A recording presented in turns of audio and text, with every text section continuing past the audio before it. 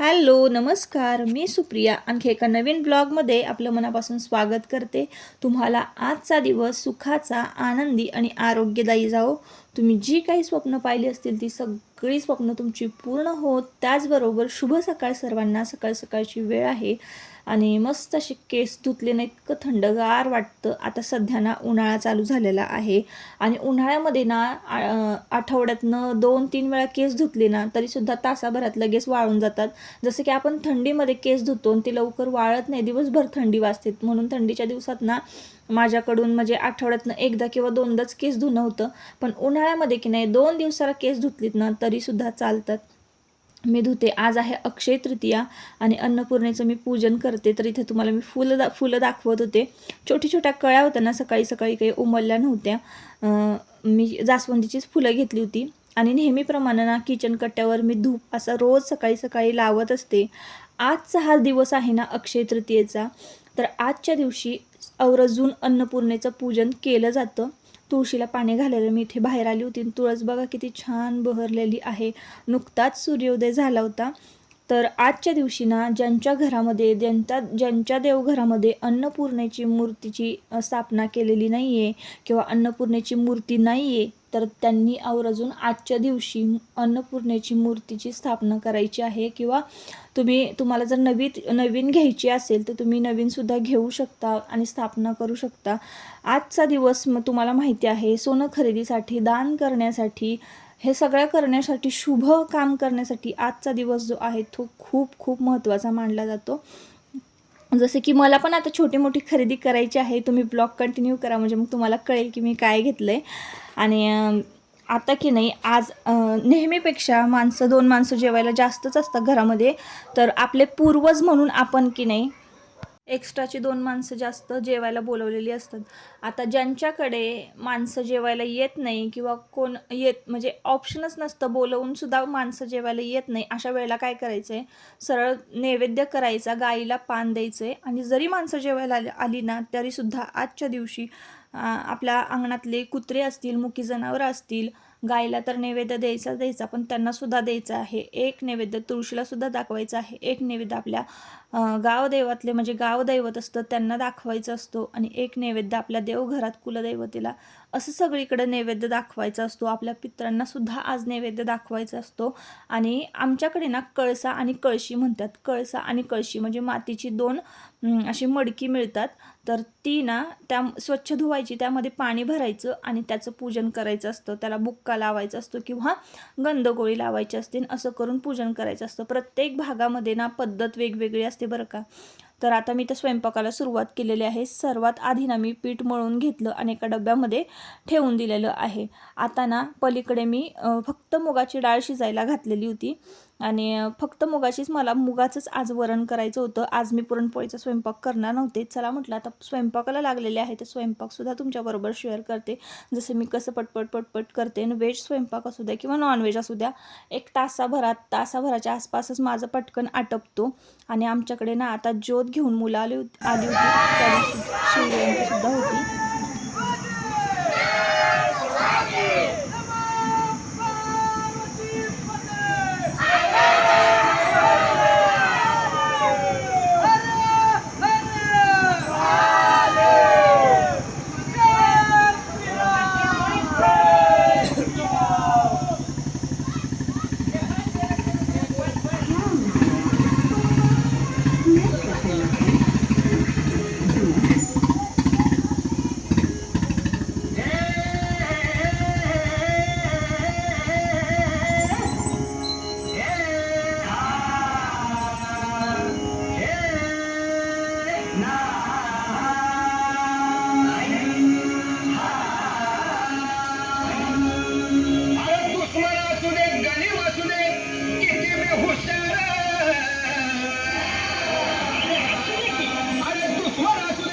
आमच्याकडे की नाही, आमच्या वस्तीवर मे महिन्यातली शिवजयंती साजरी केली जाते. जसं की फेब्रुवारी महिन्यामध्ये सुद्धा असती.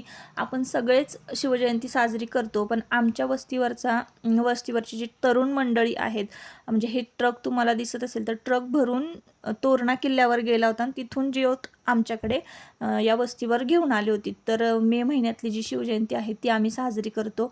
आता कसं अधिक महिना पडला आहे, त्यामुळं एप्रिल महिन्यामध्ये शिवजयंती आली असावी.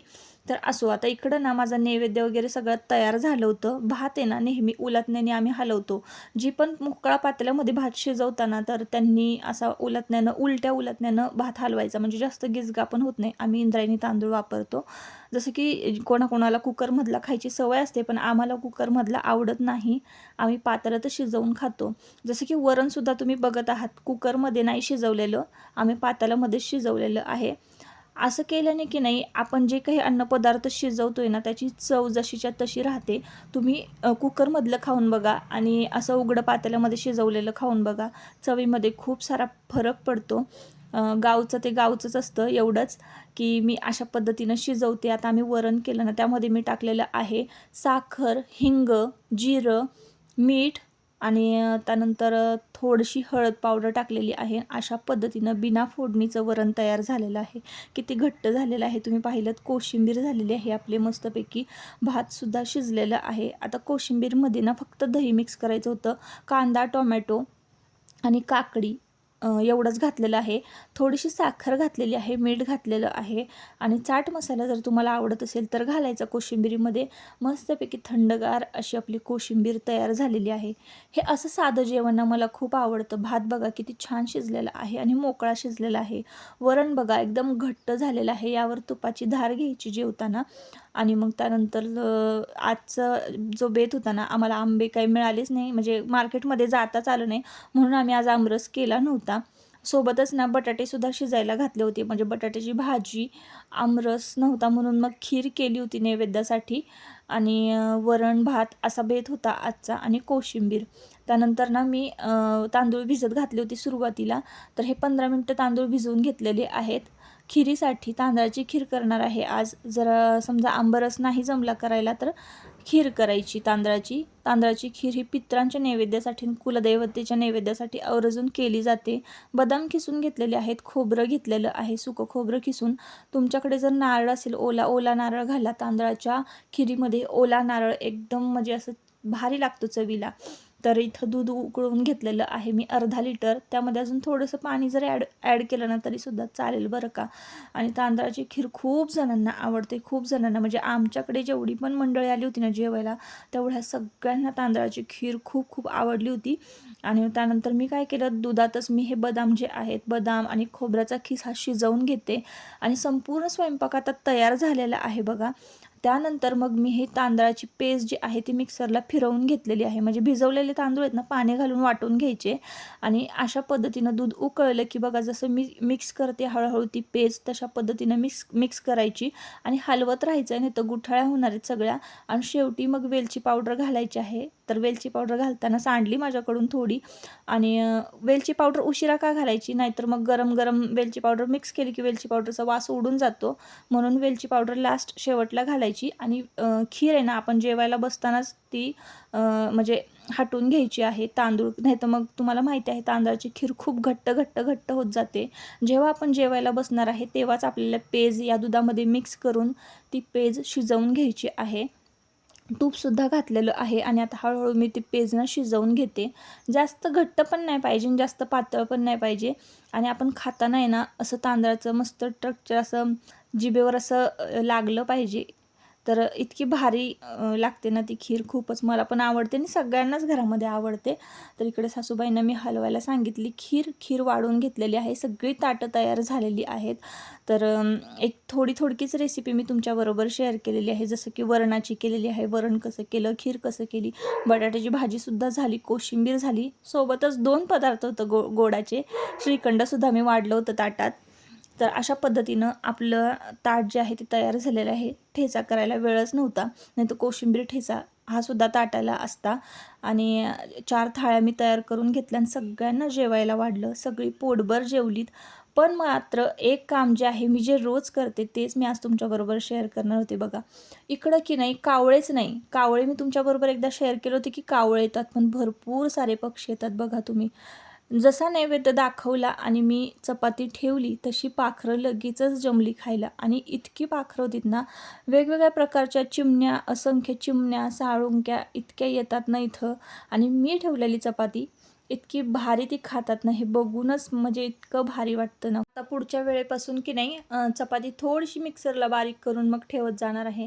तुकडे केलेले आता बघा तुम्ही व्हिडिओमध्ये बघत असाल तर चिमणीला खाता येत नव्हते, म्हणजे तुकडा असा मोठा मोठा होता ना, त्यामुळं मग त्या चिमण्यांना व्यवस्थित खाता येत नाही. विचार केला की आता ना पुढच्या वेळेपासून थोडंसं मिक्सरला बारीक करायची चपाती आणि चुरा असा ठेवायचा तिथं, म्हणजे सगळ्या छोटे छोटे जे चिमण्या आहेत ना त्यांना पण व्यवस्थित खाता येईल. त्यांना कसं असं तुकडा तोडता येत नाही. पाणी पिलं, पोटभर खाल्ले आणि उडून गेले. इतकं भारी वाटलं ना. तर हे खूप माझं म्हणजे रोजचं जे आहे ना ते आवडतं काम झालेलं आहे. माझं आवडतं काम आहे हे चिमण्यांना खायला देणं, खायला ठेवणं, त्यांच्या माठात पाणी भरून ठेवणं. आता ह्या साळुंक्या भरपूर इतक्या साळुंक्या असतात ना, खातात आणि उडून जातात. त्यांचा काही जास्त त्रास नसतो. तर आपल्याकडून की नाही जे पण म्हणजे चालताना बघा किडामुंगी मेलेली असेल तर आपण एक प्रकारे पापच करतो ना. तर आपण जेव्हा असं पक्ष्यांना खायला वगैरे टाकतो ना, तर ते तिथं पापपुण्याचं जे गणित आहे तिथं वजाबाकी होत असते, असं मी ऐकलेलं आहे बरं का. आता हे कळसा कळशी आमच्याकडं पूजली जाते. तर पूर्वजांचं प्रतीक म्हणून हे पूजलं जातं. कोणाकोणाकडे पूजले जाते नक्की सांगा कमेंट करून. आणि अशा पद्धतीनं आजची मी थाळी तयार केली होती. आणि देवपूजासुद्धा माझी सकाळी सकाळी झाली होती. पण जी माझी देवपूजा होती, म्हणजे जे मेन मला काम करायचं होतं ना, तेच काम करायला मला सकाळी सकाळी वेळ नव्हता. अंगण लोटण्यापासून, रांगोळी काढण्यापासून अशी खूप सारी कामं असतात. चौकट पुसून घेतलेली होती, आज अक्षय तृतीया होतं त्यामुळं. उंबरावर रांगोळी काढली, उंबरा पूजन केलं, उंबरा लेपन केलं. ह्या सगळ्या खूप साऱ्या गोष्टी असतात ज्या की आपल्याला कॅमेरामध्ये एवढं सगळं नाही दाखवता येत. त्यानंतर जेवणं वगैरे झाली आणि आम्ही गावात गेलो होतो, मार्केटमध्ये गेलो होतो. तर तुम्हाला माहिती आहे अक्षय तृतीया म्हटल्यानंतर आपण काहीतरी छोटीशी खरेदी करणारच. तर मग मला अशी बुगडी करून घेऊन आले होते. तर डिझाईन मी तुम्हाला दाखवते, पण आल्या आल्या ना संध्याकाळचे 7 वाजले होते आणि मला आजच्या आजच उतरण पूजन करून घ्यायचं होतं. तुम्हाला माहिती आहे मी तुळजापूरहून उतरण आणली होती आणि उतरणची आजच्या दिवशी आवर्जून म्हणजे स्थापना केली जाते ना. आजच्यासारखा शुभ दिवस नाही, म्हणून मग मी आजच पूजा करायची ठरवली होती. सकाळी मला पूजा करायला मिळालं नाही, पण संध्याकाळच्या म्हणजे संध्याकाळच्या वेळेला घरामध्ये कसं लक्ष्मी येण्याचं जे टायमिंग असतं, जी वेळ असते, त्याच वेळीच म्हटलं चला आता ही योग्य वेळ आहे पूजा करून घेण्याची किंवा उतरणची देवघरामध्ये स्थापना करण्याची. म्हणून मग मी आता इथं गहू घेतलेले आहे. पहिल्या कुंभामध्ये ना गहू भरायचे आहे, दुसऱ्या कुंभामध्ये तांदूळ भरायचे आहे, तिसऱ्या कुंभामध्ये ना धने भरायचे आहेत आणि चौथ्या कुंभामध्ये कुंकू भरायचं आहे आणि सर्वात पहिल्या कुंभामध्ये हळद भरायची आहे. अशा पद्धतीनं आपल्याला हे उतरण जे आहे ती मांडून घ्यायची आहे. आता यामध्ये ना सगळं भरून घेतल्यानंतर आपण यामध्ये म्हणजे चंदन मी लावून घेते आणि मग त्यानंतर त्यावर हळदी कुंकू असं लावून घ्यायचं आहे. आणि अशा पद्धतीनं ना उतरणची स्थापना करायची आहे. उतरणची स्थापना करताना आपण धनलक्ष्मीची पूजा, धान्यलक्ष्मीची पूजा करतो. अर्थातच तुम्ही श्री सुक्तम जरी लावलं तरीही चालेल किंवा एखादा मंत्र साधा जरी तुम्ही म्हणालात महालक्ष्मीचा किंवा ओम महालक्ष्मी नमः एवढं जरी म्हटलं तरीसुद्धा बास आहे, खूप आहे. फक्त आपण मंत्र म्हणतो कसले मोठमोठे उच्चार करतो की आपण कशी पूजा करतो थाटामाटात, यावर आपलं पुण्य फळ डिपेंड नसतं, अवलंबून नसतं. आपण किती चांगल्या मनाने कुठल्या कुठल्या गोष्टी करतो यावर आपलं पुढचं जे आपल्याला जे काही देणार आहे देव, जे आपण कर्म करतोय त्याचं जे फळ देणार आहे त्यावरच डिपेंड असतं. म्हणून जे काही तुम्ही करताय किंवा जे काही इतरांना देताय ते फक्त निर्मळ मनाचं असलं पाहिजे, ना की आपण आता ह्यांना देतोय म्हणजे आपल्याला त्यांच्याकडनं चांगलं काहीतरी पाहिजे या आशेनं आपण कुठलंच कर्म करायचं नाही आहे. तर अशा पद्धतीनं माझी कुंभाची जी पूजा आहे ती मांडून झालेली आहे. म्हणजे दोन्ही उतरण छान मांडून घेतलेल्या आहेत. आणि आजच्या दिवशी की नाही शिवजयंती होती, सकाळपासून माझ्या लक्षात होतं, म्हणून माझ्याकडे ना असा कॉईन आहे शिवाजी महाराजांचा, तर तो मी चौरंगावर ठेवला. आणि अर्थातच अष्टगंधासारखा गंधच नाही महाराजांना कुठलं लावायचा म्हटलं तर, मग मी अष्टगंध लावलेला आहे. छोटीशी अशी पूजा करून घेतली होती. आजच्या दिवशी उतरणची स्थापना करून घेतलेली आहे. आणि आता हे उतरण की नाही देवघरात पाठीमागे म्हणजे आजूबाजूला दोन्ही बाजूला आपल्याला ठेवून द्यायची आहे. पण आज स्थापना केली म्हणून सगळ्यात पुढे मी आज उतरण मांडून घेतलेली होती. जसं की मी तुम्हाला सुरुवातीला बोलले की आजच्या दिवशी तुम्ही अन्नपूर्णेची सुद्धा देवघरामध्ये स्थापना करू शकता. मला खूप दिवस झालं उतरणची स्थापना करायची होती आणि मी योग्य मुहूर्त शोधत होते. तर म्हटलं चला आता ह्या मुहूर्तासारखा मुहूर्त नाही कुठला.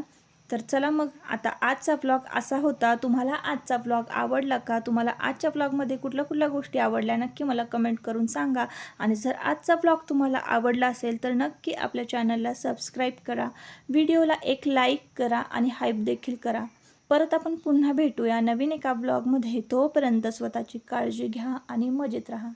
चला, बाय बाय.